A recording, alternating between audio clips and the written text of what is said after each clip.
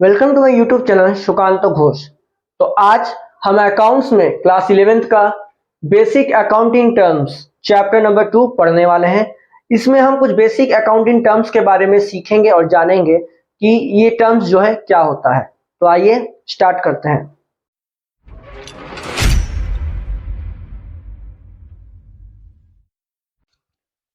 तो पहला टर्म है डेटर्स। डेटर्स वो व्यक्ति होते हैं जिनको हम सामान उधार में बेचते हैं। The person whom we sold goods on credit basis are known as debtors। ठीक है, फॉर एग्जाम्पल मैंने श्याम को 2000 रुपए का सामान बेचा। ठीक है, तो श्याम मेरे लिए क्या हो गया? डेटर्स। ठीक है, तो मेरे डेटर्स अगर मुझसे पूछा जाए कौन कौन है, तो मेरे डेटर्स कौन है? श्याम।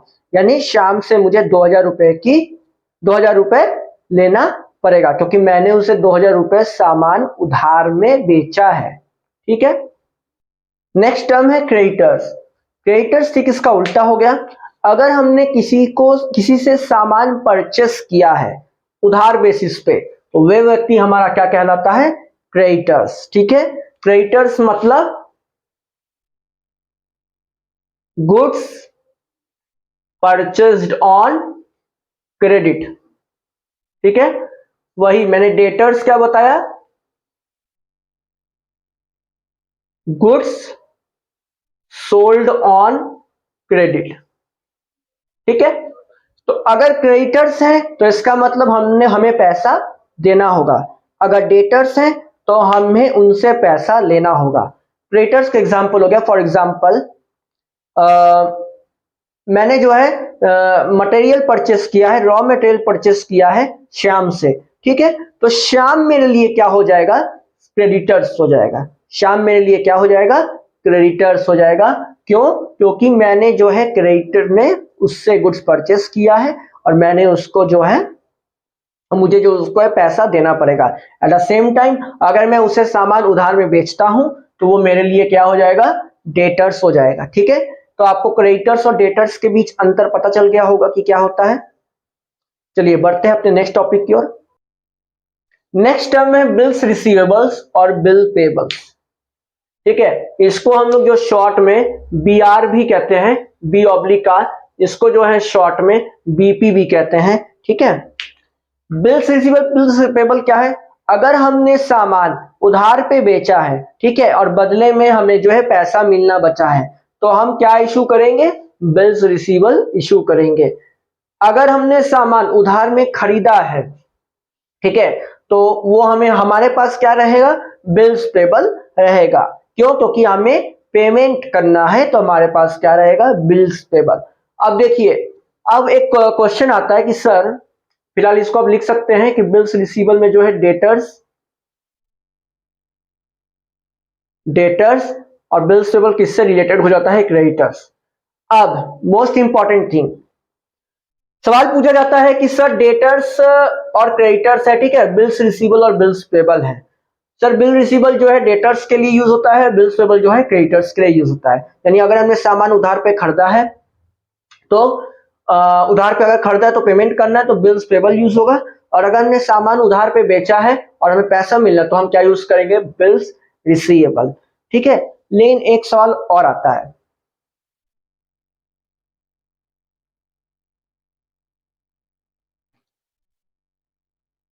एक और टर्म होता है ट्रेड रिसीवेबल्स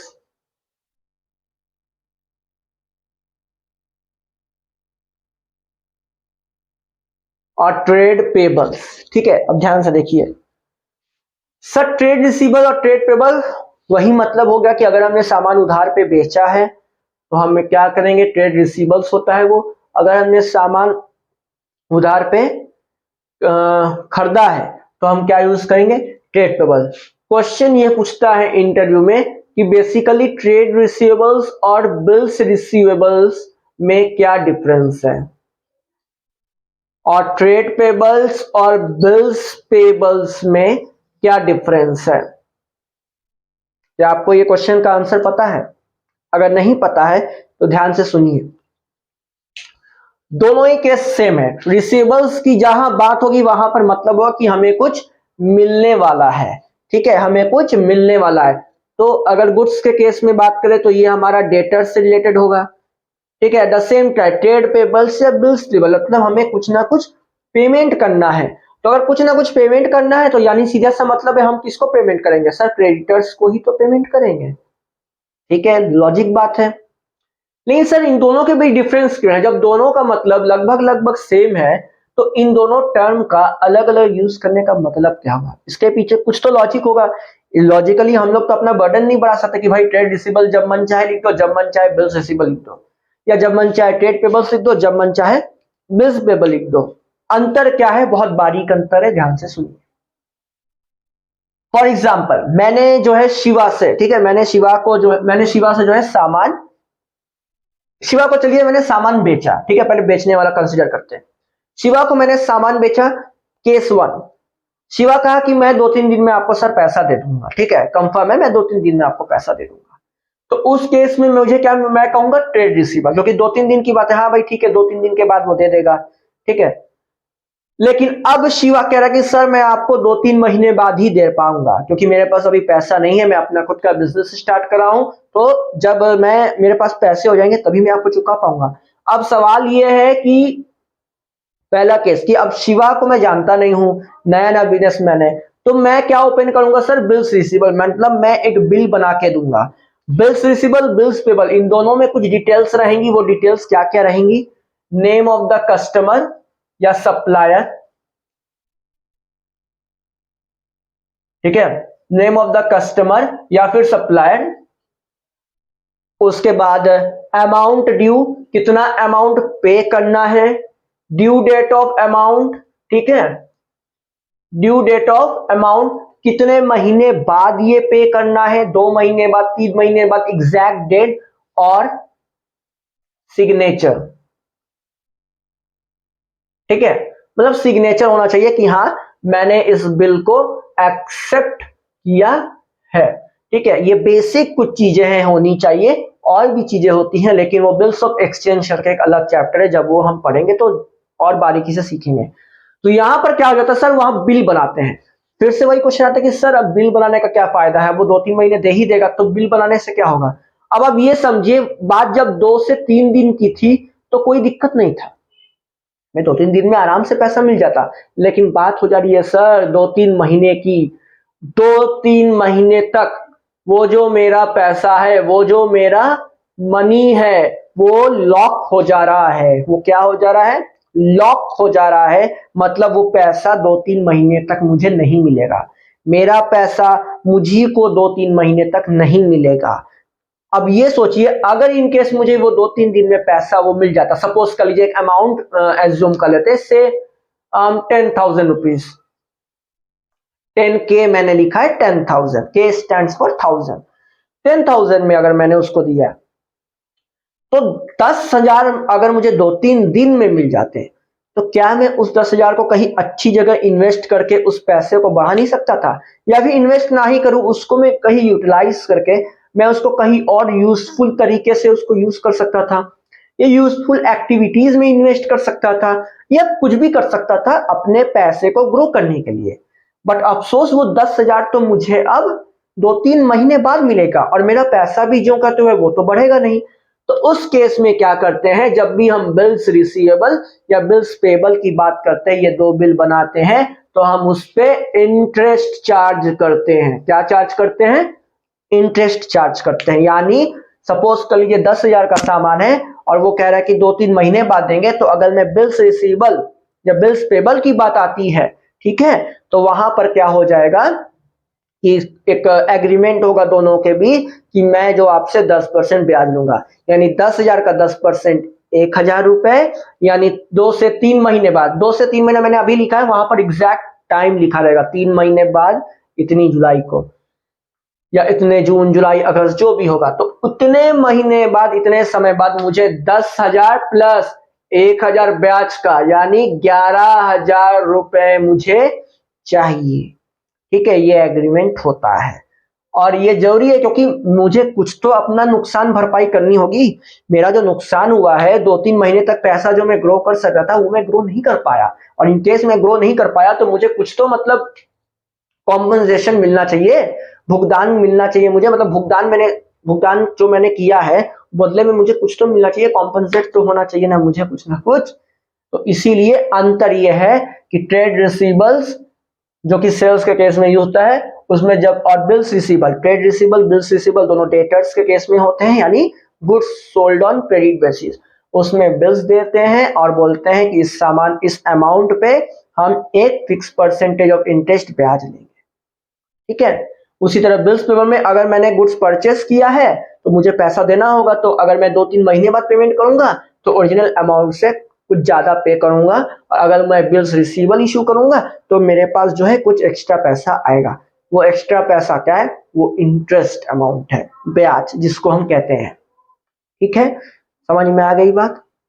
नेक्स्ट टॉपिक है हमारा एसेट्स, ठीक है। एसेट्स का मतलब होता है संपत्ति। एसेट्स का मतलब क्या होता है? संपत्ति। यानी सीधे साधा भाषा में अगर समझे तो एसेट का मतलब होता है वो चीजें जिससे कि हम फ्यूचर में रेवेन्यू जनरेट कर सकते हैं, ठीक है। रेवेन्यू कैसे जनरेट कर सकते हैं? या तो प्रोडक्शन करके, अगर मशीन हमारे पास है, मशीन हमारे लिए क्या है? एसेट है। तो मशीन में हम रॉ मटेरियल्स को डाल के हम प्रोडक्शन बढ़ा सकते हैं, उससे उसको बेच के पैसा कमा सकते हैं। अगर हमारे पास कैश है तो हम कैश को कहीं इन्वेस्ट करके एक्स्ट्रा रिटर्न कमा सकते हैं। और उसके बाद अगर मेरे पास मान लीजिए स्टॉक है तो स्टॉक को भी मैं बेच के पैसा कमा सकता हूं, ठीक है। तो ऐसी कोई भी चीज जो मेरे अंडर है, मेरी प्रॉपर्टी है, मेरे पोजीशन में है, मेरे कंट्रोल में है, उसको हम कहेंगे एसेट्स। एसेट मतलब संपत्ति, ठीक है। अब इसको कैटेगराइज किया गया है, ठीक है, इसको जो है कैटेगराइज किया गया है। पहला है फिक्स्ड एसेट्स। फिक्स एसेट्स का मतलब, फिक्स एसेट्स वो एसेट्स हैं जिनका एक्सपायरी टर्म 1 साल से ज्यादा होता है। जिनका एक्सपायरी टर्म 1 साल से ज्यादा होता है, यानी कोई भी ऐसा एसेट हो गया जो 1 साल से ज्यादा चलेगा, 2 साल, 3 साल, 5 साल, 10 साल, 20 साल, उसको हम कहते हैं फिक्स्ड एसेट। जैसे TV, fridge, furniture, AC, television, machinery, car, ठीक है। ऐसी कोई भी चीज लेकिन बिजनेस पर्पज से होनी चाहिए। याद ध्यान दीजिएगा, ऐसा नहीं कि मेरा पर्सनल बाइक है तो मैंने उसको मतलब बिजनेस पॉइंट ऑफ व्यू से दिखा रहा हूं, नहीं। जो चीजें बिजनेस में है, जिन चीजों से मैं बिजनेस कर रहा हूं, जिन एसेट से मैं बिजनेस कर रहा हूं, वही चीजें हमारे लिए क्या कहलाएंगी? Business asset. अगर मेरी कोई पर्सनल प्रॉपर्टी है तो उसको हम एसेट कंसीडर नहीं करेंगे, ठीक है। तो फिक्स एसेट हो गया। फिक्स एसेट का एग्जांपल एक आध दो लिख लीजिए, लिखना है तो।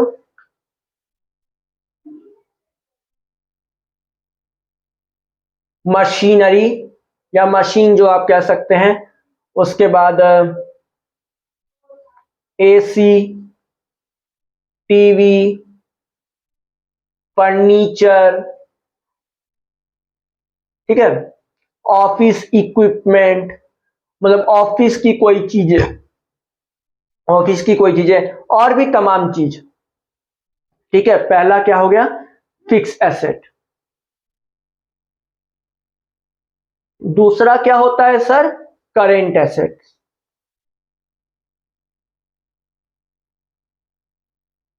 करेंट एसेट वो एसेट होते हैं जो 1 साल के अंदर अंदर एक्सपायर हो जाते हैं। एक्सपायर होने का मतलब है कि 1 साल के बाद उनकी वैल्यूएशन होती है। वैल्यूएशन का मतलब उसकी वैल्यू निकाली जाती है कि उसकी वैल्यू इस समय क्या बैठ रही है, ठीक है। यानी जो एसेट 1 साल तक, मैक्सिमम 1 साल तक एक्सपायर हो जाए, वो होंगे करेंट एसेट्स। और जो एसेट्स हमारे 1 साल से ज्यादा होंगे वो हमारे क्या कहलाएंगे? फिक्स एसेट, ठीक है। करंट एसेट्स में क्या होता है सर? कैश या कैश इन हैंड भी बोलते हैं इसको। Cash in hand, cash at bank या बैंक बैलेंस, स्टॉक, ठीक है। तो और भी चीजें हैं, ठीक है, etcetera.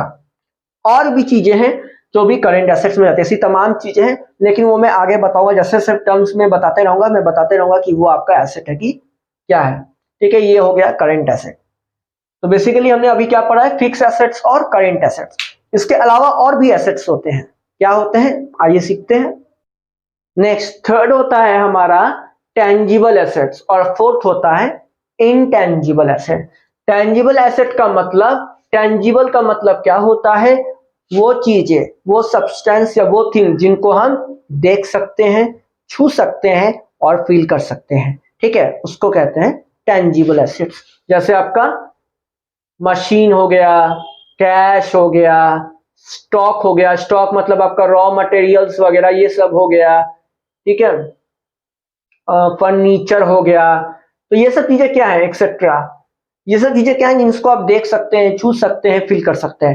Eight the same time intangible assets क्या होता है, जिनको आप देख नहीं सकते, छू नहीं सकते, लेकिन फील जरूर कर सकते हैं।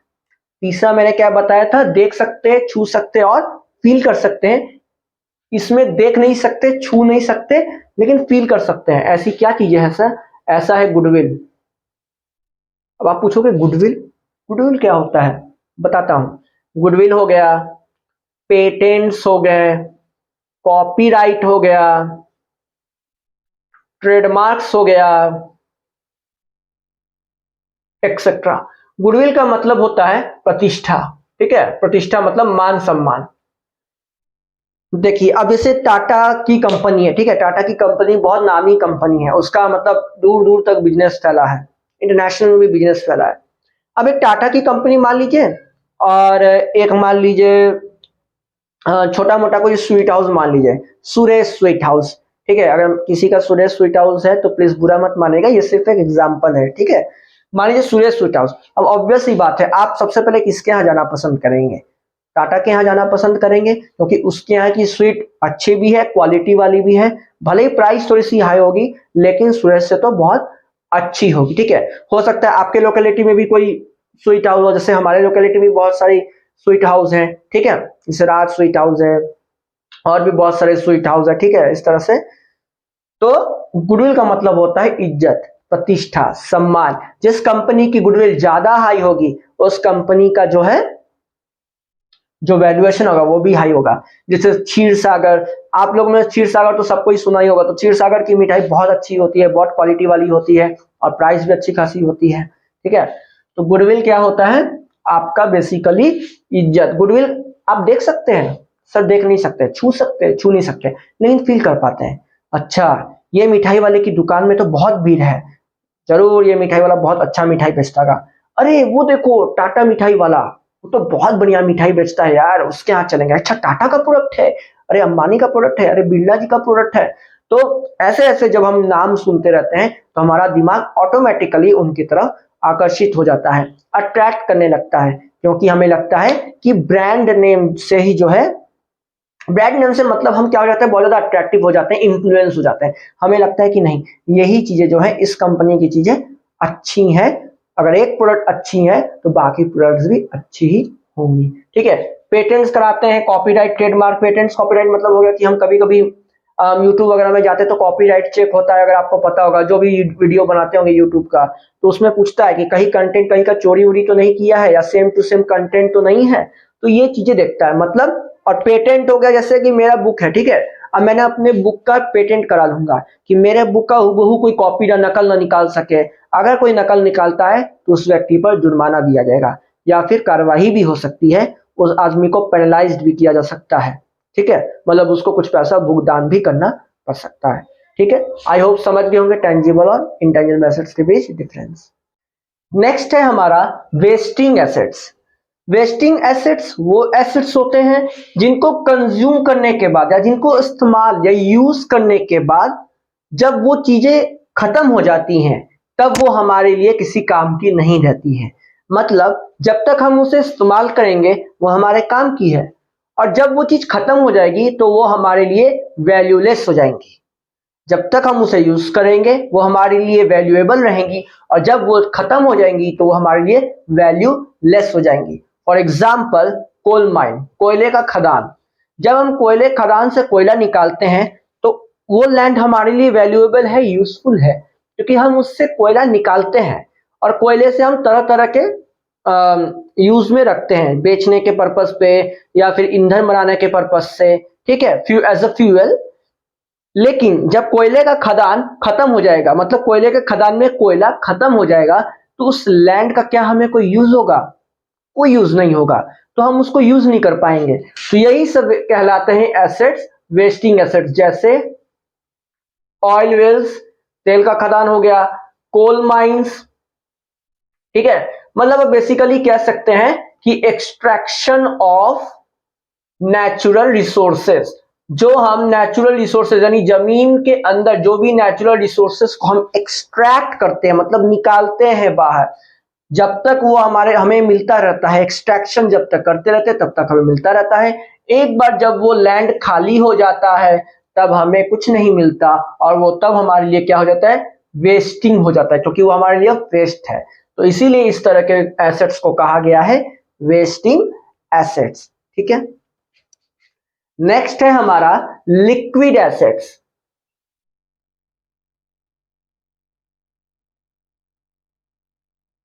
लिक्विड का मतलब होता है तरल, ठीक है। यानी ऐसा एसेट जिसको हम इजीली कन्वर्ट कर सकते हैं कैश में।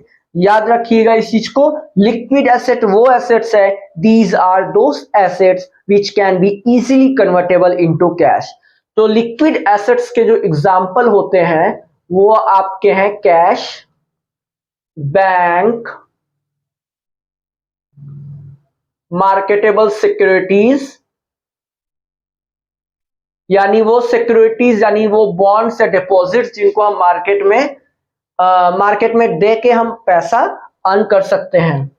और आपका क्या हो जाएगा? शॉर्ट टर्म इन्वेस्टमेंट, ठीक है। शॉर्ट टर्म का मतलब जिसका ड्यूरेशन जो है 1 साल से कम हो, ठीक है।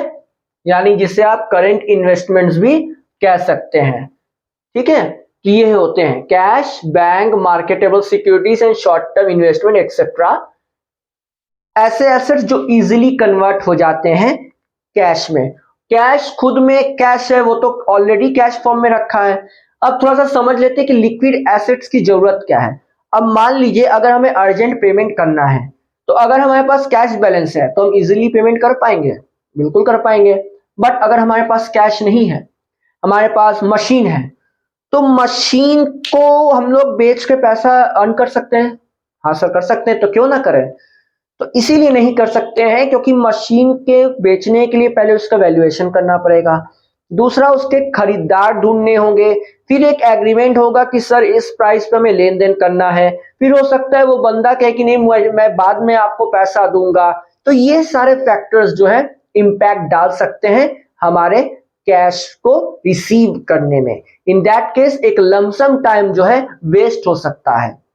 तो इसीलिए हमारे पास अगर किसी भी कंपनी के पास कैश, बैंक या लिक्विड एसेट जितना ज्यादा होगा, उसके पास एबिलिटी और कैपेबिलिटी दोनों इतनी होगी कि वो आने वाले सिचुएशंस या आने वाले वर्स सिचुएशन अगर मैं कहूं उनसे लड़ सकता है। उनको मतलब जो भी, जिसमें से मान लीजिए पेमेंट वगैरह हो गया, अगर पेमेंट में डिले हो रहा है, क्रेडिटर्स चिल्ला रहा है कि पैसा दो पैसा दो, तो हम क्या कर सकते हैं? पेमेंट जल्दी से देके उसका मुंह बंद कर सकते हैं, ठीक है। नेक्स्ट आपका है फिक्सिशियस एसेट, ठीक है। क्या है? Fictitious assets. ये वो एसेट्स होते हैं जो as an expense accounting entries में एंट्री मारते हैं, ठीक है। मतलब कुछ ऐसे एक्सपेंस रहते हैं जो लॉन्ग टर्म बेनिफिट के लिए होते हैं, ठीक है। इसमें आपका आता है, इसको हम कह सकते हैं दूसरे नाम से deferred revenue expenditure, deferred revenue expenditure, ठीक है। क्या क्या हो सकते हैं वो एक्सपेंसेस? जैसे एडवर्टाइजमेंट एक्सपेंसेस, ठीक है। सबसे अच्छा एग्जांपल है एडवर्टाइजमेंट एक्सपेंसेस। कोई भी कंपनी जो है एडवर्टाइजमेंट करती है किसी प्रोडक्ट का, तो आपने देखा होगा 4 साल 5 साल 10 साल 15 20 साल तक एडवर्टीजमेंट होता है। तो एडवर्टीजमेंट का जो एक्सपेंस होता है वो लमसम एक साथ दे दिया जाता है। फॉर एग्जाम्पल से मैंने एक एडवर्टाइजमेंट एजेंसी से कॉन्ट्रैक्ट लिया, ठीक है। कॉन्ट्रैक्ट के दौरान मैंने कहा कि मैं 20,000 आपके रुपए दे रहा हूं और मुझे जो है 2 साल तक अपने प्रोडक्ट का एडवर्टीजमेंट करना है, कोई भी प्रोडक्ट का एडवर्टीजमेंट कराना है। तो मैंने तो 20,000 एडवांस में उसको दे दिए। अब अगर 2 साल में इसको बांटा जाए तो 20,000 बटे तो कितना होगा 10,000, यानी इस साल मेरा कंसीडर, इस साल मेरा जो एक्सपेंस होगा वो कितना होगा सर, सिर्फ 10,000 होगा। और नेक्स्ट ईयर फिर क्या होगा 10,000, यानी फर्स्ट ईयर कितना होगा 10,000 और सेकेंड ईयर भी कितना होगा 10,000। तो ये जो एक्स्ट्रा मैंने जो 10,000 पे किया है आने वाले साल के लिए, ये मुझे कहीं ना कहीं बेनिफिट पहुंचाएगा। अगर वो प्रोडक्ट के एडवर्टाइजमेंट लोग देखेंगे तो लोग अट्रैक्ट होंगे, इन्फ्लुएंस्ड होंगे और फिर लोग मुझसे मेरे प्रोडक्ट, मेरे कंपनी का जो माल है वो खरीदेंगे। ठीक है, समझ में आ गया। ये ऐसे एसेट्स हैं जो as an expense account, books of accounts में एंट्री करते हैं। नेक्स्ट है लायबिलिटीज। लायबिलिटीज का क्या मतलब होता है? लायबिलिटीज का मतलब होता है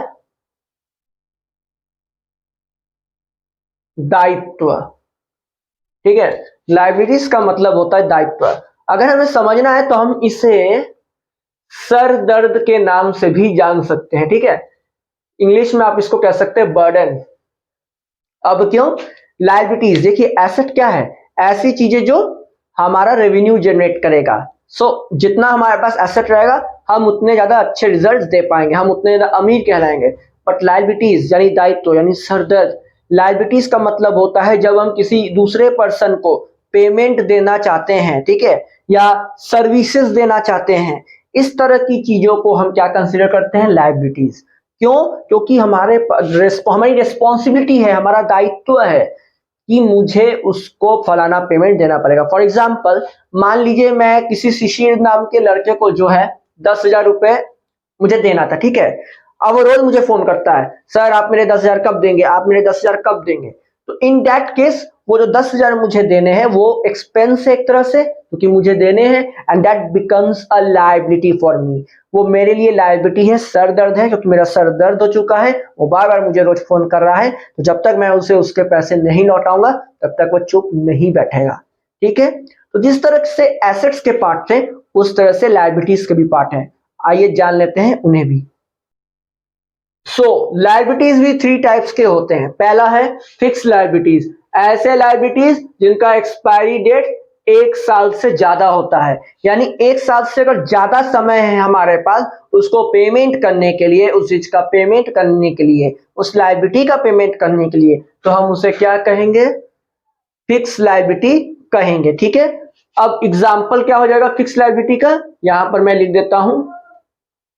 तो फिक्स लायबिलिटी का एग्जाम्पल हमारा हो जाएगा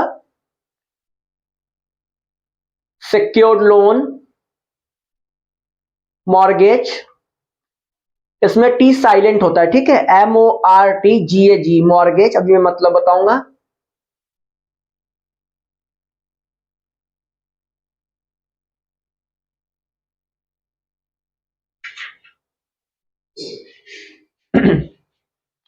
बेसिकली जो है सिक्योर्ड लोन यानी ऐसा लोन जिसपे हमने सिक्योरिटी रखी है।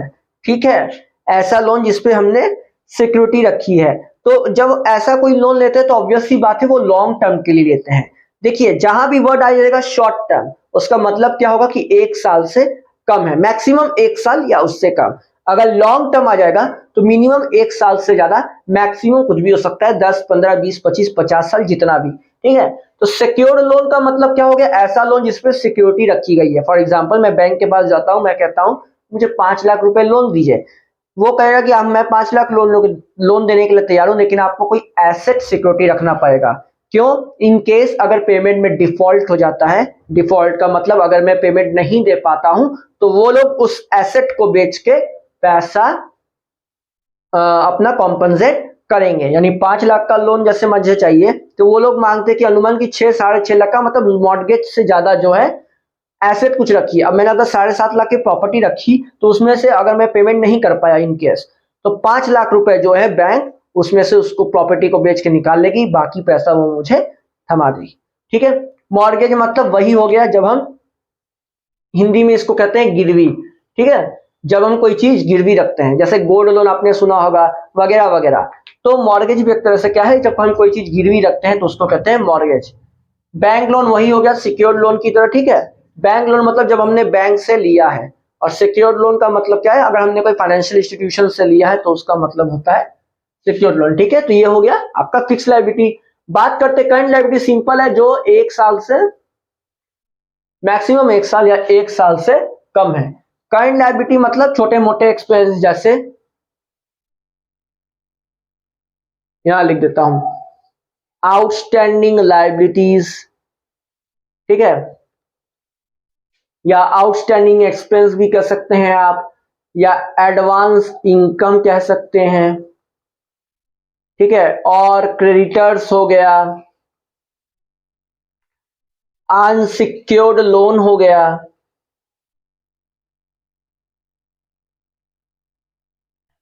ठीक है, इस तरह की चीजें। क्रेडिटर्स आपको पता है, अभी हमने पढ़ा हुआ है कुछ देर पहले ही कि क्रेडिटर्स वो व्यक्ति होते हैं जिनसे हमने सामान उधार पे परचेस किया है और सामने वाला पर्सन मेरे लिए क्या हो जाता है, क्रेडिटर्स हो जाता है। अनसिक्योर्ड लोन, सिक्योर्ड लोन का ऑपोजिट, ऐसा लोन जिसपे हमने कोई सिक्योरिटी नहीं रखी है। अनमोल ऐसे लोन जो है 1 साल या उससे कम के ही होते हैं, ठीक है। और एक और लिख सकते हैं बैंक ओवरड्राफ्ट। बैंक ओवरड्राफ्ट आप सभी को पता होगा, अगर नहीं पता है तो जान लीजिए। बैंक ओवरड्राफ्ट एक फैसिलिटी होती है जो बैंक के द्वारा प्रोवाइड की जाती है कि अगर आपके खाते में पैसा कम है और अगर आपको एक्स्ट्रा पैसे की जरूरत है तो बैंक आपको बैंक ओवरड्राफ्ट फैसिलिटी से आपको एक्स्ट्रा पैसा देता है, और जो स्टैंडिंग बैलेंस होता है यूज करने के बाद उस पर जो है इंटरेस्ट चार्ज होता है। मतलब इन शॉर्ट ये समझ लीजिए कि बैंक ओवरड्राफ्ट हमारा क्या है, कि ये हमारा लायबिलिटीज है। उसके बाद आउटस्टैंडिंग एक्सपेंस और एडवांस इनकम। आउटस्टैंडिंग एक्सपेंस का मतलब होता है ऐसे एक्सपेंस जिनका मुझे भुगतान करना था लेकिन टाइम पे मैंने भुगतान नहीं कर रहा है, ठीक है। और एडवांस इनकम का मतलब ऐसा इनकम जो मैंने एडवांस में ले लिया है, इनकम तो ले लिया है लेकिन सर्विसेज देना बचा है, ठीक है। इन चीजों के बारे में हम डिटेल में पढ़ेंगे, ठीक है। आखिरी है हमारा कॉन्टीजेंट लायबिलिटी।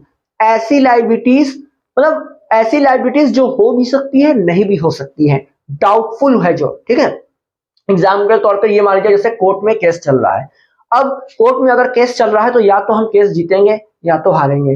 अगर जीत गए तो अच्छी बात, अगर हार गए तो हो सकता है हमने सामने वाले जो भी राइवलरी या जो भी ओपोनेंट है उसको हमें पेमेंट करना पड़े, उसको भुगतान करना पड़े। तो इन दैट केस हमें उसे रिकॉर्ड करना पड़ेगा। तो रूल क्या कहता है, रूल यही कहता है कि हमारा जो एक्सपेक्टेड एक्सपेंस है, एंटीसिपेटेड एक्सपेंस है, उसको हमें रिकॉर्ड करना होगा, लेकिन एंटीसिपेटेड इनकम जो है उसको इग्नोर करना होगा। तो ये हमारा एक्सपेंस है, लेकिन सर एक क्वेश्चन बताइए, एक बात बताइए कि जब ये एक्सपेंस अभी तक हुआ नहीं है, अभी तो कोर्ट कचहरी में मामला चल रहा है, तो रिकॉर्ड करें क्यों करें, या करें तो क्यों करें, क्योंकि अभी तो रिजल्ट आया नहीं है। तो इसीलिए कॉन्टीजेंट लायबिलिटी को हम बैलेंस शीट में या कहीं भी दिखाते नहीं है, उसको हम बैलेंस शीट जब बनाते हैं आखिरी में तो ऐसे फुट नोट लिख के दिखाते हैं, ठीक है।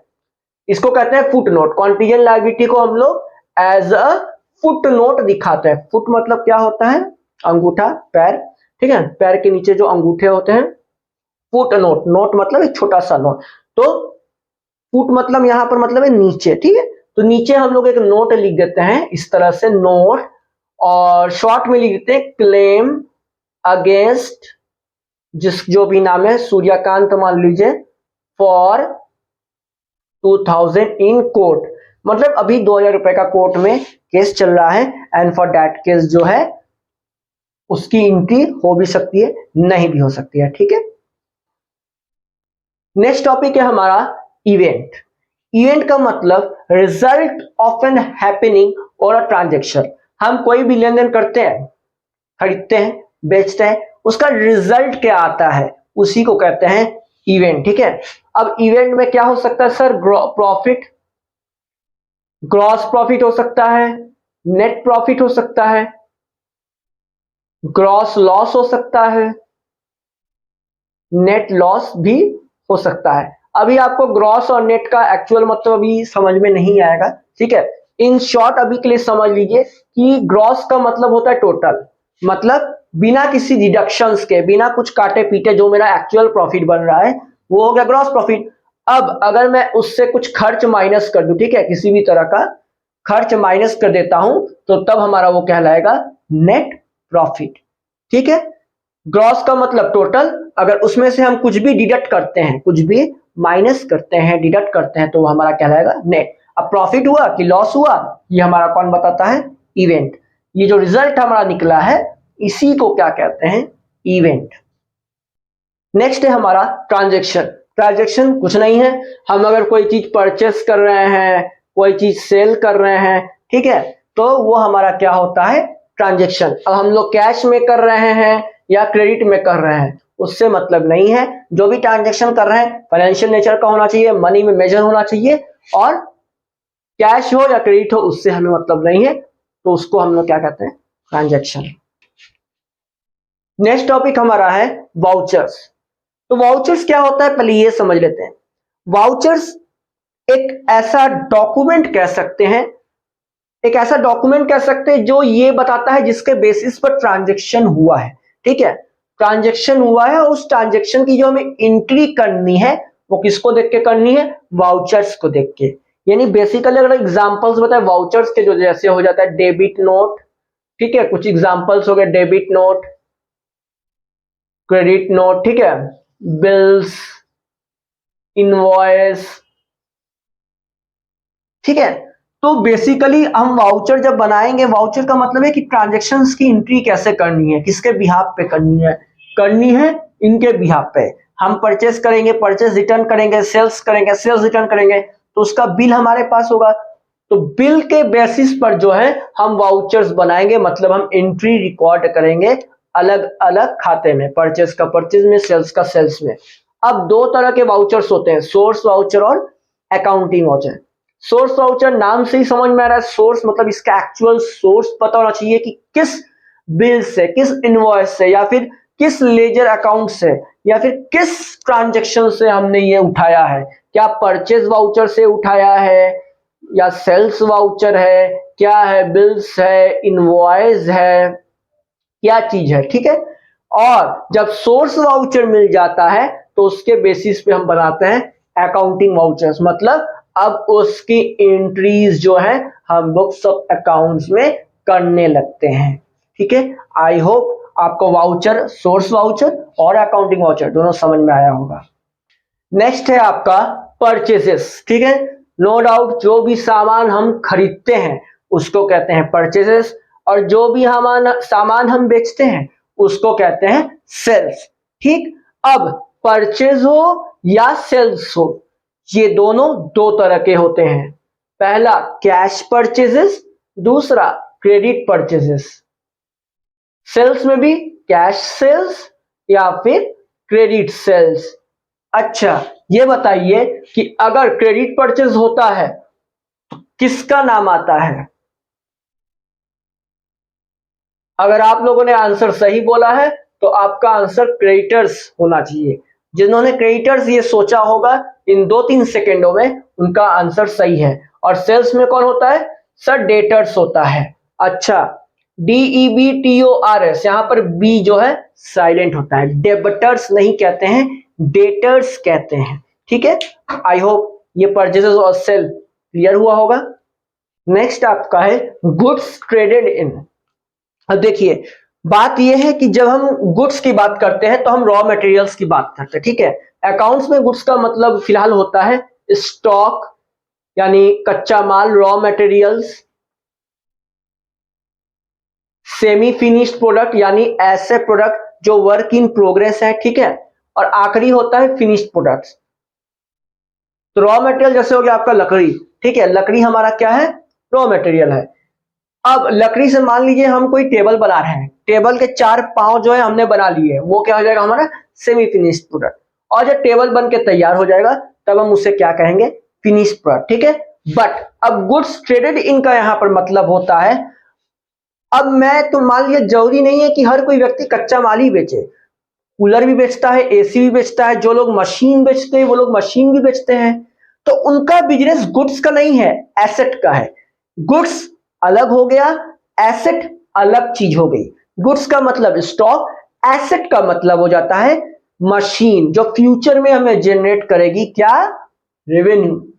तो अब मान लीजिए मैं जो है एसी, टीवी, फ्रिज, ये 3 चीजें बेचता हूं, ठीक है। इलेक्ट्रिकल अप्लायंस की अगर मैं बात करूं तो एसी, टीवी और फ्रिज, ये 3 चीजें बेचता हूं, तो सर ये तो कच्चा माल नहीं है, ये तो रॉ मटेरियल्स नहीं है, बट मैं ट्रेडिंग तो इन 3 चीज की करता हूं, मेरी दुकान है, मेरा गोडाउन है, सब कुछ है ये, तो यही चीजें मेरे लिए क्या हो जाएंगी, गुड्स हो जाएंगी।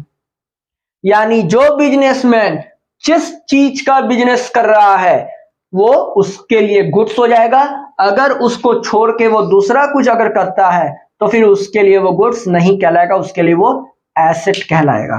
फॉर एग्जाम्पल, अगर एक सब्जी वाला सब्जी बेच रहा है तो सब्जी उसके लिए गुड्स है, लेकिन अगर मान लीजिए अब वो टीवी बेचने लगा, छोटा कलर टीवी बेचने लगा, then that TV is not a stock for him, it is an asset for him.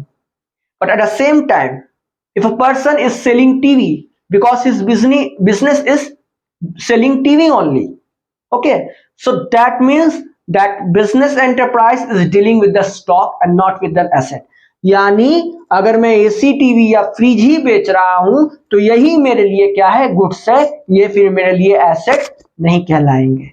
ठीक है, अब अगर मैं मान लीजिए एसी टीवी फ्रिज बेच रहा हूं और अगर मैं मछली बेचने लगूं अलग से, तो मछली बेचना मेरे लिए गुड्स नहीं कहलाएगा, क्योंकि वो मेरा बिजनेस नहीं है। मेरा बिजनेस क्या है, मेरा बिजनेस तो ये है सर, मछली बेचना तो मेरा एक्स्ट्रा बिजनेस हो गया, वो मेरे बिजनेस का पार्ट नहीं है। So that would be considered as an asset and this would be considered as goods. Okay, so next is stock inventory. Stock को हम लोग इन्वेंट्री कहते हैं और इन्वेंट्री को स्टॉक कहते हैं। ठीक है, दोनों एक ही टर्म है फिलहाल, बट इसके जो 3 पार्ट्स है वो अभी मैंने कुछ देर पहले बताया। रॉ मटेरियल्स यानी कच्चा माल, अगर हम जैसे मान लीजिए वुड कहते हैं, ठीक है, वुड इज रॉ मटेरियल। अगर मैं लेग्स ऑफ वुड कह देता हूं, ठीक है, लेग्स ऑफ वुड यानी अगर not would, legs of chair, जैसे मैंने चेयर बनाया नहीं है चेयर का, लेकिन जो पैर होता है चारों वो मैंने तैयार कर लिया, that is semi finished goods. और अगर मेरा चेयर तैयार है, that would be known as finished goods. So अब next topic is profit. Profit क्या होता है, excess of revenue over expenses is known as gross profit. मतलब सीधे भाषा में अगर समझे तो रेवेन्यू में से अगर हम एक्सपेंसेस, शॉर्ट में मैंने लिखा है, माइनस करते हैं तो हमारा आता है हमारा आता है प्रॉफिट। प्रॉफिट 2 तरह के होते हैं, ग्रॉस प्रॉफिट और नेट प्रॉफिट। ग्रॉस प्रॉफिट यानी जीपी, इसका फॉर्मूला होता है sales minus cost of goods sold. यानी सिंपल टर्म्स अगर मैथ के टर्म्स में देखें, हमने पढ़ा हुआ सर प्रॉफिट बराबर क्या होता है, एसपी माइनस सीपी। ठीक है, यहां पर भी सेम चीज है, बस सेलिंग प्राइस यानी एसपी को कहते हैं सेल्स और कॉस्ट प्राइस को कहते हैं कॉस्ट ऑफ गुड्स सोल्ड। नाम अलग हो गया है लेकिन चीजें वही है, ढंग वही है करने का। Sir cost of goods sold का मतलब जो सामान मैं बेच रहा हूं उसका एक्चुअल कॉस्ट कितना है, तो ये कैसे पता लगाएंगे सर, ये इस फॉर्मूले से पता लगाएंगे। ठीक है, gross profit is equal to sales minus, तो कॉस्ट ऑफ गुड्स सोल्ड का फॉर्मूला क्या होता है, ये होता है ओपी डॉट, मतलब opening stock plus purchases plus direct expense minus closing stock. ठीक है, ये फॉर्मूला नोट कर लीजिएगा। फिर आता है net profit. Sir gross profit और नेट प्रॉफिट में अंतर क्या है, ग्रॉस प्रॉफिट आपका हो गया जब हम टोटल प्रॉफिट निकालते हैं, ठीक है, इसमें हम खाली डायरेक्ट एक्सपेंस माइनस करते हैं। क्या माइनस करते हैं, डायरेक्ट एक्सपेंस। लेकिन नेट प्रॉफिट क्या होता है, जब हम ग्रॉस प्रॉफिट में से डायरेक्ट एक्सपेंस और इनडायरेक्ट एक्सपेंस ये दोनों चीजें माइनस करते हैं, तब हमारा आता है नेट प्रॉफिट। अब डायरेक्ट एक्सपेंस और इनडायरेक्ट एक्सपेंस क्या है, वो एक्सपेंसेस जो फैक्ट्री से रिलेटेड है डायरेक्टली, उनको हम कहते हैं direct expense. For example wages यानी मजदूरी, fuel, heat, electricity, factory rent. ठीक है, और वो इनडायरेक्ट एक्सपेंस मतलब जो बेसिकली फैक्ट्री से रिलेटेड नहीं है। ठीक है, देखिए जो भी चीज हम प्रोडक्शन रिलेटेड होगा, ठीक है, वो हमारा सारा का सारा क्या हो जाएगा, डायरेक्ट एक्सपेंस। और जब फैक्ट्री से बाहर निकल गया, वो फैक्ट्री में सामान तैयार हो गया और तैयार होने के बाद जब वो बाहर निकल जाता है, तब वो हमारे लिए इनडायरेक्ट एक्सपेंस कहलाएगा। जैसे मान लीजिए पेन है, ठीक है, ये मार्कर है, अब इस मार्कर को मैं मैन्युफैक्चर कर रहा हूं, ठीक है, ये पूरा तैयार हो गया, इसकी पूरी कॉस्ट लगी 50 रुपए। अब ये बाहर गया, ठीक है, फैक्ट्री से बाहर गया, बहुत सारे एजेंट ने इसको ट्रांसपोर्ट किया, इसका पैकेजिंग लेबलिंग चेंज किया, अलग अलग चीजें इसकी की, तो उस पे मान लीजिए 50 रुपए और खर्च आया, तो 50 रुपए डायरेक्ट एक्सपेंस हो गया, और जो एक्स्ट्रा 50 रुपए लगे जो फैक्ट्री के बाहर लगे वो हमारे हो गए इनडायरेक्ट एक्सपेंस। ठीक है, यानी टोटल हमारे 100 रुपए जो है खर्च हुए। ठीक है, तो ये हो गया नेट प्रॉफिट। नेक्स्ट है हमारा loss. Excess of expense over revenue is known as loss, यानी एक्सपेंस ज्यादा हो और रेवेन्यू कम हो तो हमें क्या होगा, लॉस होगा। खर्च ज्यादा किया है लेकिन मिला कम है तो होगा लॉस, अगर मिला ज्यादा है और खर्च कम किया है तो होगा प्रॉफिट। ठीक है, ये तो नॉर्मल सी जानकारी थी। नेक्स्ट है हमारा एक्सपेंस। अगर हमने कोई भी पैसा खर्च किया है किसी सामान को बेचने या खरीदने के लिए तो वो हमारा होता है एक्सपेंस। एक्सपेंस हमारा डायरेक्ट भी हो सकता है, इनडायरेक्ट भी हो सकता है। अभी मैंने बताया एक्सपेंस डायरेक्ट कैसे होगा, जो भी फैक्ट्री रिलेटेड या प्रोडक्शन रिलेटेड एक्सपेंस होगा वो डायरेक्ट कहलाएगा, और जो भी फैक्ट्री रिलेटेड नहीं होगा, ऑफिस रिलेटेड होगा या फैक्ट्री से अलग चीजें होंगी वो हो जाएंगी हमारी इनडायरेक्ट एक्सपेंस। नेक्स्ट है हमारा रेवेन्यू। जो भी सामान हमने बेचा है, जिस वैल्यू पे बेचा है, यानी सेलिंग प्राइस जो होती है उसी को कहते हैं रेवेन्यू। यानी अगर मान लीजिए अगर हमने 50,000 में सामान बेचा है, ठीक है, और हमें 50,000 कैश मिल रहा है तो वो 50,000 हमारे क्या है, रेवेन्यू है। नेक्स्ट है इनकम। इनकम क्या होता है सर, कुछ नहीं, रेवेन्यू और एक्सपेंस का जो भी डिफरेंस होता है उसी को क्या कहते हैं, इनकम। ठीक है, उसको क्या कहते हैं, इनकम। एक और टर्म होता है सर गेन। गेन का भी वही होता है, revenue minus expense. But difference क्या है इस इनकम और गेन के बीच, इनकम हम यूज करते हैं गुड्स के रिस्पेक्ट में, यानी जब भी हम गुड्स बेचेंगे और अगर हमने बेचा ज्यादा है और खर्च कम किया तो हमारा इनकम होगा। ठीक है, तो गुड्स के केस में हम इनकम यूज करते हैं और एसेट्स के केस में हम गेन यूज करते हैं। हम ये नहीं कहते income on sale of machinery, हम कहते हैं gain on sale of machinery. Machine बेचने पर हमें गेन हुआ है। दोनों टर्म सेम है, प्रॉफिट हो रहा है दोनों में। अगर नॉर्मल ले लैंग्वेज में बात करें तो प्रॉफिट हो रहा है, लेकिन वर्ड्स का जो यूसेज है वो अकाउंट्स में अलग अलग है। यहां इनकम, यहां पर गेन। नेक्स्ट है हमारा टॉपिक कैपिटल। कैपिटल मतलब हिंदी में क्या होता है, पूंजी। मतलब द अमाउंट और the money invested in the business is known as capital. जो भी पर्सन, जो भी बिजनेसमैन बिजनेस में जब पूंजी लगाता है, जब पैसा लगाता है तो उसको हम क्या कहते हैं, कैपिटल कहते हैं। बिजनेस स्टार्ट करने के लिए कुछ ना कुछ पैसा चाहिए, तो जो पैसा वो इस्तेमाल कर रहा है बिजनेस स्टार्ट करने में उसको सिंपल भाषा में कहते हैं कैपिटल। नेक्स्ट है हमारा ड्राइंग्स। ड्राइंग्स का मतलब वो आर्ट एंड क्राफ्ट वाला ड्राइंग नहीं, ड्राइंग का मतलब एक इंग्लिश में होता है ड्राइंग, सकिंग ब्लड कहते हैं ना, जैसे मॉस्किटो सक्स ब्लड, तो ड्राइंग ब्लड मतलब खून चूसना। तो यहां ड्राइंग का मतलब है कि ड्रॉ करना। ड्रॉ करने का मतलब होता है जब कोई व्यक्ति, जब बिजनेसमैन, कोई व्यक्ति मतलब जब कोई बिजनेसमैन कैपिटल में से जो भी कैश या जो भी एसेट से हमने बिजनेस स्टार्ट किया, जो कैपिटल है, उसमें से जब हम अपने पर्सनल यूज के लिए, बिजनेस यूज के लिए नहीं, पर्सनल यूज के लिए कोई चीज विड्रॉ करते हैं, कोई चीज निकाल लेते हैं तो हम कहते हैं क्या, drawings. For example cash capital तो मेरे पास 10,000, अब मैंने 5,000 रुपए जो है अपने दोस्त को गिफ्ट देने के लिए निकाल लिया। बट ये जो दोस्त को गिफ्ट देने के लिए मैंने निकाला, क्या वो बिजनेस पर्पस था?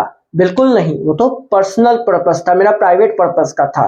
So that would be considered as drawing. Drawing क्यों? क्योंकि वो बिजनेस का जो कैपिटल है वो घटा दे रहा है, एंड इट्स एन लॉस और an expense for the business.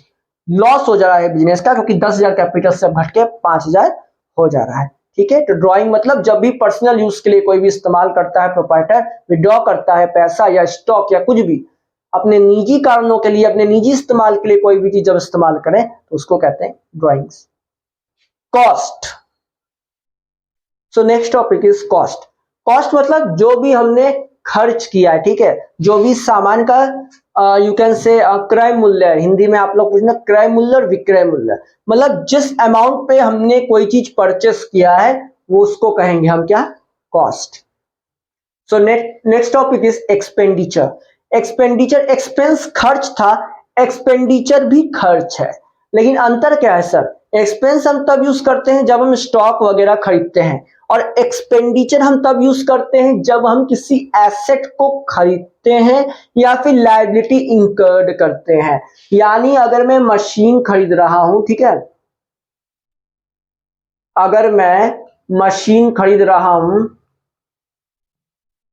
और सपोज कर लीजिए 50,000 का मशीन खरीद रहा हूं, उस मशीन को मैं फ्यूचर यूज के लिए रखूंगा, फ्यूचर में यूज करूंगा, ठीक है, क्यों? क्योंकि ये मशीन मुझे फ्यूचर बेनिफिट देगा। सो इन दैट केस ये जो 50,000 जो कहलाएगा वो कहलाएगा एक्सपेंडिचर। यानी जो भी खर्च हम करते हैं एसेट्स को खरीदने के लिए उसको हम कहते हैं एक्सपेंडिचर। अब एक्सपेंडिचर दो तरह के होते हैं, पहला होता है कैपिटल एक्सपेंडिचर, दूसरा होता है रेवेन्यू एक्सपेंडिचर। ध्यान से समझिएगा ये चीज। कैपिटल एक्सपेंडिचर वो एक्सपेंडिचर होता है जब हम किसी फिक्स्ड एसेट्स पे खर्च करते हैं, ठीक है, और रेवेन्यू एक्सपेंडिचर वो खर्च होता है जब वो चीज हमारी इस्तेमाल हो जाती है और तब खर्च करें। फॉर एग्जाम्पल सपोज कर लीजिए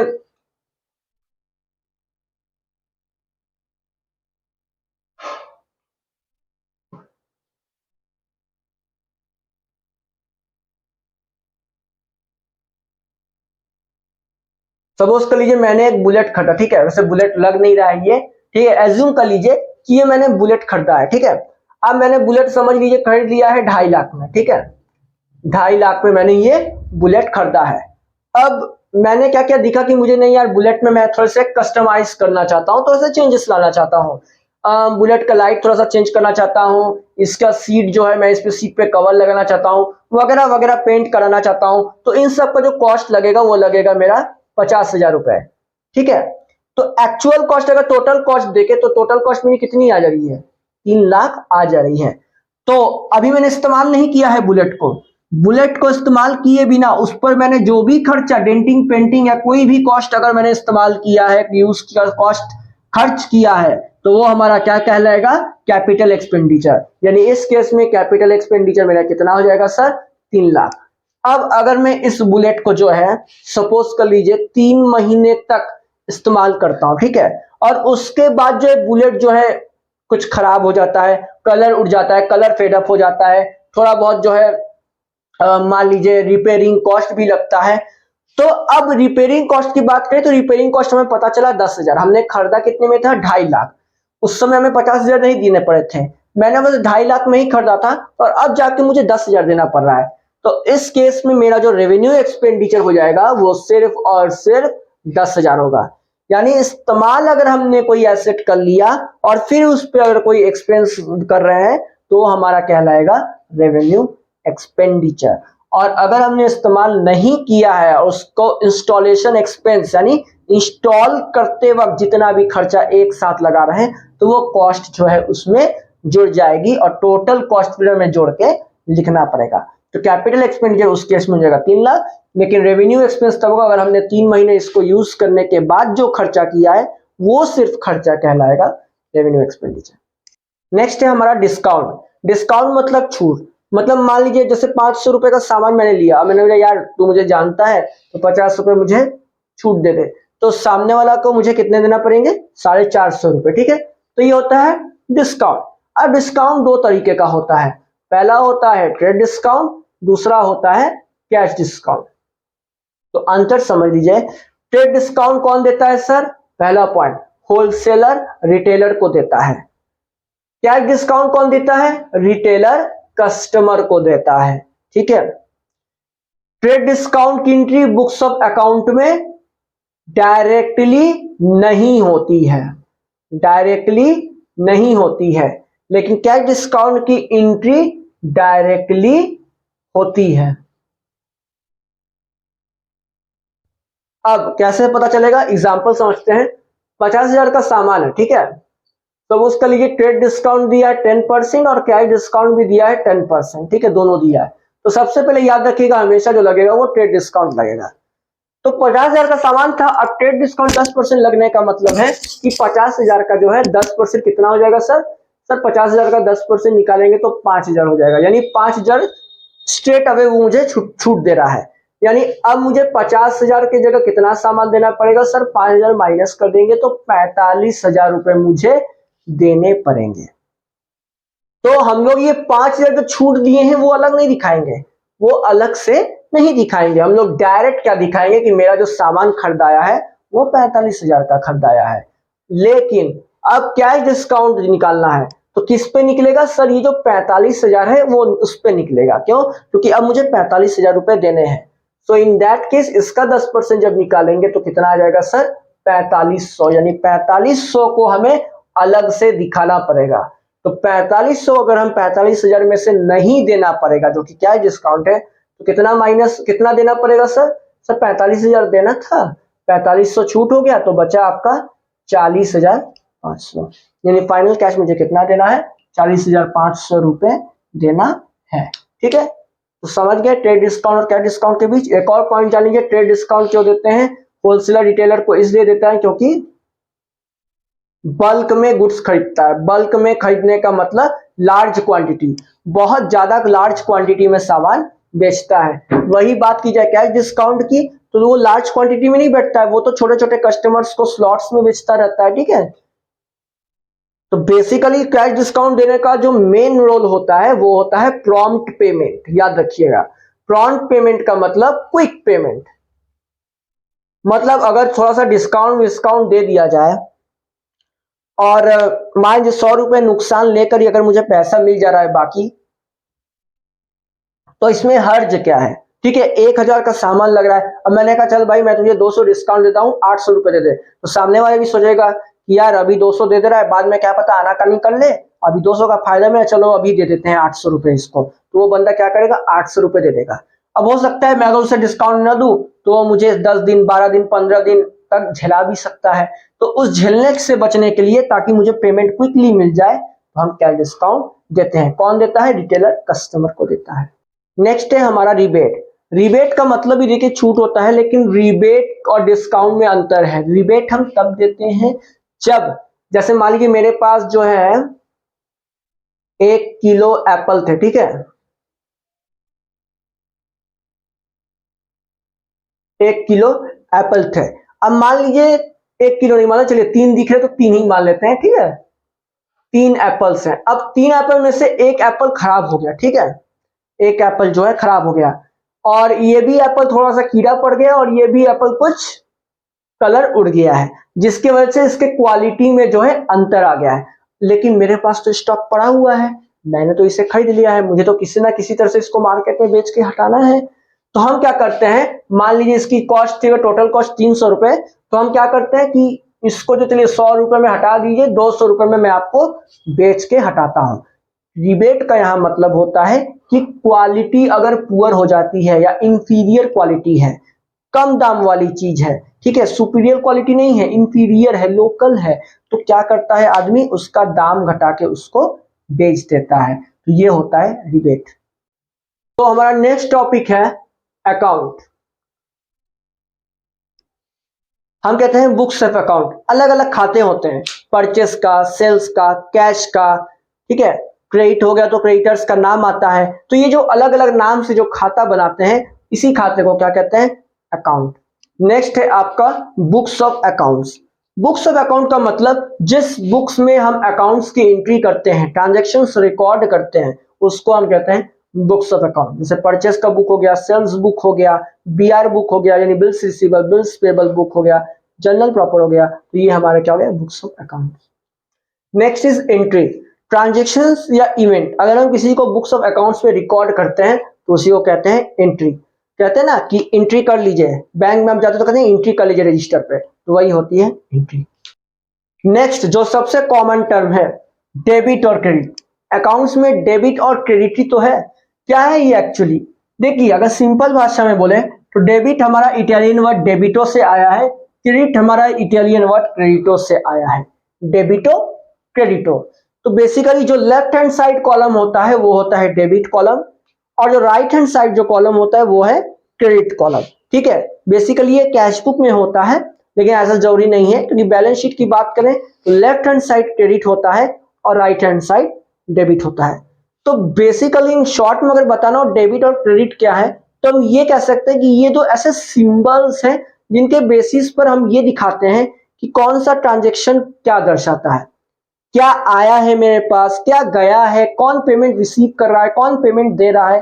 तो इन सब को हम दिखाते हैं। डेबिट का सिंबल है DR डॉट और क्रेडिट का सिंबल है CR डॉट। ठीक, नेक्स्ट है हमारा प्रोप्राइटर। प्रोप्राइटर मतलब बिजनेस का जो ओनर है, जो बिजनेस चला रहा है, बिजनेस का जो मालिक है, उसी को कहते हैं प्रोप्राइटर। नेक्स्ट है हमारा बिल्स ऑफ एक्सचेंज।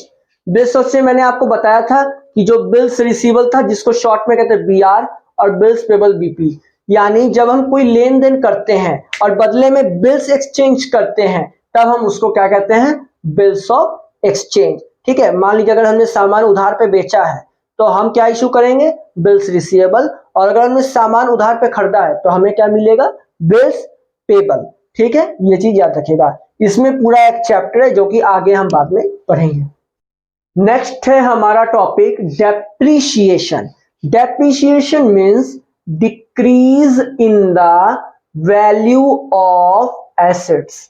किस टाइप के एसेट्स, फिक्स्ड एसेट्स।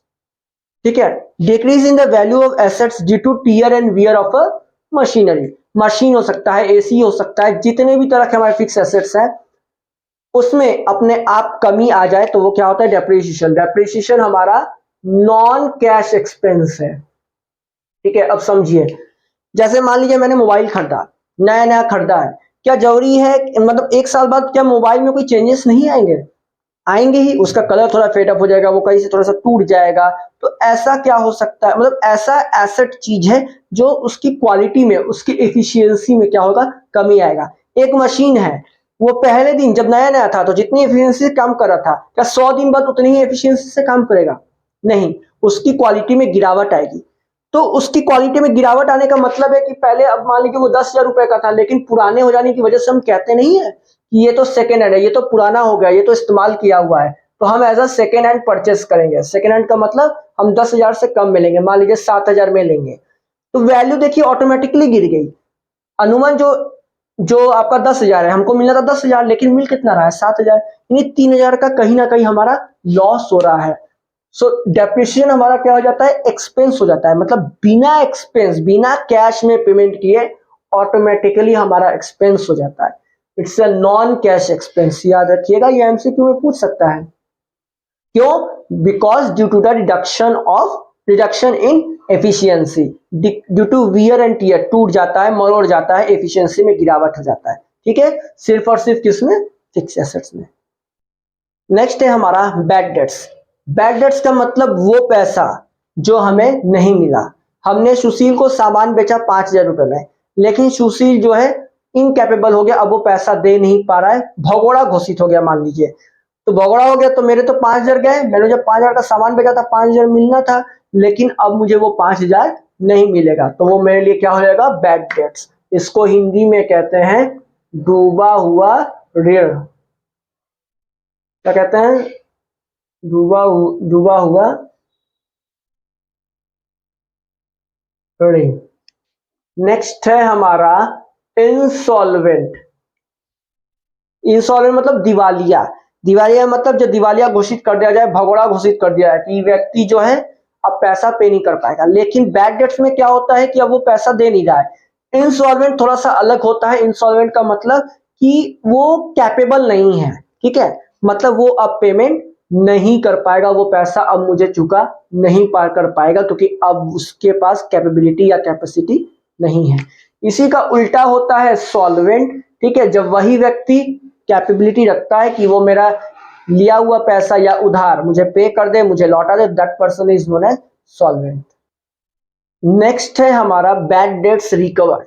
अब मान लीजिए बैड डेट हो गया था, लेकिन भूले भटके वो आया, मान लीजिए कोई व्यक्ति था, ठीक है, मान लीजिए अमन था, ठीक है, अमन को मैंने पैसा दिया था और वो हमारा क्या हो गया, बैड डेट हो गया। अब भूले भटके अमन आया और बोला कि सर आप मेरे बहुत चाहते हैं, तो मैं क्या करता हूँ, आपको जो है 5,000 आपको देना था, मैं अभी आपको 3,000 ही दे पाऊंगा। तो वो जो 3,000 देना था वो तो मैंने बैड डेट्स रिकॉर्ड कर लिया था कि वो तो मेरा नुकसान है, वो मुझे नहीं मिलेगा। लेकिन भूले भटके वो पैसा मुझे मिल गया है। सो अब जब भूले भटके मिल गया है तो उसको हम कहेंगे बैड डेट्स रिकवर्ड, यानी कुछ रिकवरी हो गई है। पूरी भी हो सकती है, आधी भी हो सकती है, थोड़ी भी हो सकती है। जितना भी रिकवर होगा वो सब किसमें जाएगा, bad debts recovered. Next topic is book value. Book value का मतलब जिस वैल्यू पे हमने जो सामान है वो खरीदा है, ठीक है, यानी जिस वैल्यू में हमने, जिस रुपए में, जितने अमाउंट में जो सामान हमने खरीदा होगा उतने ही रुपए की एंट्री तो हमने अपने बुक्स में की होगी। तो जितने की अमाउंट की एंट्री हमने अपने बुक्स ऑफ अकाउंट में की होगी उसी को कहते हैं बुक वैल्यू। नेक्स्ट है हमारा इन्वेस्टमेंट। इन्वेस्टमेंट का मतलब, एक देखिए बिजनेस में इन्वेस्टमेंट होता है उसको कहते हैं कैपिटल। अब अगर वही बिजनेसमैन कहीं और शेयर्स में या डिबेंचर्स में कहीं इन्वेस्ट करे तो वो क्या कहलाएगा, that is known as investment. मतलब ये वो इन्वेस्टमेंट है जो एक्स्ट्रा इनकम पाने के लिए इन्वेस्ट किया जा रहा है, ठीक है। इसको भी आप जो है शॉर्ट टर्म और लॉन्ग टर्म में कर सकते हैं, ठीक है। शॉर्ट टर्म मतलब 1 साल से कम और लॉन्ग टर्म मतलब 1 साल से ज्यादा। नेक्स्ट है आपका बैलेंस शीट। बैलेंस शीट में क्या होता है सर, बैलेंस शीट का मतलब एक ऐसा स्टेटमेंट जिसमें लायबिलिटी और एसेट ये दोनों चीजें दिखाई जाती हैं। क्या दिखाई जाती है, लायबिलिटीज और एसेट। और याद रखिएगा लायबिलिटी की जितनी वैल्यू होनी चाहिए वो बराबर होनी चाहिए किसके, एसेट के, ठीक है। यानी लायबिलिटीज का टोटल एसेट के टोटल के बराबर होता है। तो ये एक ऐसा फाइनेंशियल स्टेटमेंट है जिसकी निगाहें हर एक व्यक्ति को, मैंने यूजर्स के बारे में पढ़ाया था, वो यूजर्स जो है इसी बैलेंस शीट को देख के हर चीज पता लगाते हैं। इसमें हर एक चीज की फाइनल वैल्यूएशन दी होती है, कैश कितना है, स्टॉक कितना है, लोन कितना लिया हुआ है, वगैरह वगैरह चीजें, ठीक है। Next is entity. An entity is an economic unit that performs certain economic activities, ठीक है। जैसे एंटिटी मतलब कोई एंटरप्राइज कह सकते हैं, ठीक है। एंटिटी मतलब कुछ नहीं होता, एंटरप्राइज या फिर कोई कंपनी हो गई, ठीक है। आप कंपनी कह सकते हैं, टाटा, अडानी, बिरला, आईटीसी, प्रिज्म, ठीक है। इस तरह की कोई भी कंपनी हो गई वो हमारी क्या कहलाएगी, एंटिटी। अगर आपको ये वीडियो पसंद आए तो जरूर से लाइक कीजिएगा, शेयर कीजिएगा, कमेंट कीजिएगा और सब्सक्राइब जरूर कीजिएगा, ठीक है। कोई भी डाउट हो आप कमेंट बॉक्स में जरूर कमेंट कीजिएगा, ठीक है। फीडबैक की बहुत जरूरत है मुझे, ताकि मैं अपने वीडियोस को हर बार इंप्रूव कर सकूं और आपके लिए अच्छी अच्छी इंफॉर्मेशन और जानकारियां ला सकूं। चलिए तब तक के लिए चलते हैं, गुड बाय, टेक केयर।